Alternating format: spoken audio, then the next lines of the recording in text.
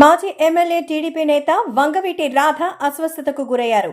గురువారం తెల్లవారుజామున స్వల్పంగా గుండెలో నొప్పి వచ్చింది. వెంటనే కుటుంబ సభ్యులు ఆయన్ను వెంటనే చికిత్స కోసం విజయవాడలోని ప్రైవేట్ హాస్పిటల్కి తరలించారు. అక్కడ పరీక్షలు నిర్వహించిన డాక్టర్స్ గ్యాస్ సమస్య వల్ల ఇబ్బంది పడినట్టుగా తేల్చారు. అవసరమైన వైద్యం అందించి వెంటనే డిశ్చార్జ్ చేశారు.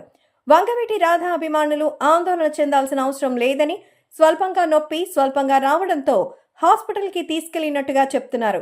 రాధ అనారోగ్యంపై మరోవైపు కూటమి నేతలు రాధ ఆరోగ్యంపై ఆరా తీశారు. కొందరు ఫోన్లు చేసి ఆరోగ్య పరిస్థితిని అడిగి తెలుసుకుంటున్నారు. వంగవీటి రాధ స్వల్పంగా నొప్పి వచ్చిందని చెప్పడంతో కుటుంబ సభ్యులు ముందు జాగ్రత్త చర్యగా ఆయన్ను హాస్పిటల్కి తరలించినట్టుగా తెలుస్తోంది. గ్యాస్ సమస్య వల్ల ఇబ్బంది పడ్డారని, గుండె నొప్పి వచ్చిందంటూ జరుగుతున్న ప్రచారంలో నిజం లేదు అంటున్నారు. హాస్పిటల్కి వెళ్లిన కొద్దిసేపటికే డిశ్చార్జ్ చేయడంతో తిరిగి ఇంటికి వెళ్లిపోయారని చెప్తున్నారు. ఎలాంటి ఇబ్బంది లేదని క్లారిటీ ఇచ్చారు. వంగవీటి రాధ గత ఎన్నికలలో టీడీపీ, జనసేన, బీజేపీ కూటమి గెలుపు కోసం రాష్ట్ర వ్యాప్తంగా అన్ని జిల్లాల్లో ప్రచారం చేశారు. ఆయన ఎన్నికల్లో పోటీ చేస్తారని ప్రచారం జరిగినా ఆయన మాత్రం ఎన్నికలకి దూరంగా ఉన్నారు. కేవలం ప్రచారానికి మాత్రమే పరిమితమయ్యారు.